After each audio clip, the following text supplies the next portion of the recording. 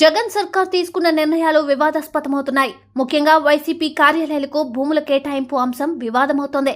అమరావతిలో వైసీపీ కేంద్ర కార్యాలయ నిర్మాణాన్ని ధ్వంసం చేసిన సంగతి తెలిసిందే. నిబంధనలకు విరుద్ధంగా అక్కడ నిర్మాణాలు చేపడుతున్నారంటూ సిఆర్డీఏ వైసీపీ హైకమాండ్ కు నోటీసులు జారీ చేసింది. దీనిపై సరైన సమాధానం చెప్పకుండా వైసీపీ కోర్టును ఆశ్రయించడంతో వేకువజామున యంత్రాలతో ఆ నిర్మాణాలను తొలగించారు. అయితే ఒక్క అమరావతి వైసీపీ కార్యాలయం కాదు, దాదాపు రాష్ట్ర వ్యాప్తంగా అన్ని జిల్లాల్లో నిబంధనలకు విరుద్ధంగా వైసీపీ కార్యాలయాల కోసం భూములు కేటాయించారని టీడీపీ ఆరోపిస్తోంది. ప్రస్తుతం ఇదే హాట్ టాపిక్ గా మారింది. 2010లో వైసీపీ ఆవిర్భవించింది. 2014 ఎన్నికల్లో ప్రధాన ప్రతిపక్ష హోదాను దక్కించుకుంది. 175 స్థానాలకు గాను 67 చోట్ల విజయం సాధించింది.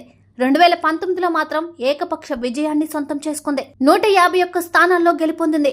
13 జిల్లాలను కాస్త 26 జిల్లాలుగా మార్చారు. పార్లమెంటరీ నియోజకవర్గాల వారీగా విభజించారు. 26 చోట్ల పార్టీ కార్యాలయాలు నిర్మించాలని భావించారు. ఇందుకుగాను 42 ఎకరాల ప్రభుత్వ భూమిని కేటాయించారు.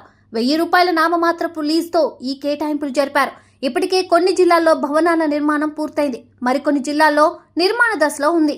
అయితే ఇవన్నీ నిబంధనలకు విరుద్ధమని టీడీపీ ఆరోపిస్తుంది. చాలా భవనాలకు సంబంధించి నోటీసులు కూడా జారీ చేసింది. తాజాగా ఈ అంశంపై మంత్రి లోకేష్ స్పందించారు. జగన్ తీరుపై తీవ్ర స్థాయిలో విరుచుకుపడ్డారు. జగన్, ఈ రాష్ట్రం నీ తాత రాజారెడ్డి జాగీరా. వైసీపీ కార్యాలయాల కోసం 26 జిల్లాల్లో భూ కేటాయింపులు చేశారు. 1000 రూపాయల నామమాత్రపు లీజుతో 42 ఎకరాలకు పైగా కేటాయించారు. జనం నుండి దోచుకున్న 500 కోట్లతో ప్యాలెస్లు కడుతున్నావు. నీ ఒక్కడి ఉదాహరణకి కబ్జా అయిన 42 ఎకరాల్లో 4200 మంది పేదలకు సెంటు స్థలాలు ఇవ్వచ్చు.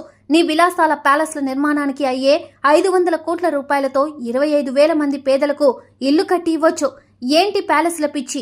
నీ ధనదాహానికి అంతులేదా అంటూ లోకేష్ ధ్వజమెత్తారు. జగన్ తీరుపై తీవ్ర స్థాయిలో ఆగ్రహం వ్యక్తం చేశారు.